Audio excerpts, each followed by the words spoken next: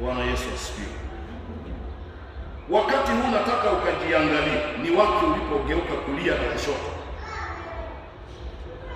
Wengine wameziacha ndoto zao kwa sababu ya kugeuka kulia.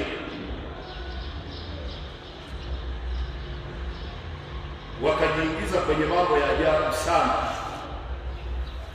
Lakini tunamshukuru Mungu kwa ajili ya mtu mmoja anaitwa Yusufu. Alisema, nifanyeje ubaya huu nikamkose Bwana? Nifanyeje ubaya huu nipoteze ndoto yangu? Kwa hiyo kuna watu wanapoteza mwelekeo kwa sababu ya kugeuka, kwa sababu ya unapoteza kibali. Kuna mtu anaitwa Esau, walizaliwa tumbo moja na mtu anaitwa Yakobo. Kwa sura ya nje tunaona Esau alipoteza kibali na haki ya kuwa mzaliwa wa kwanza, akapoteza baraka zote kwa mlo mmoja. Hata alipotaka kuja kudai alikuta ameshachelewa.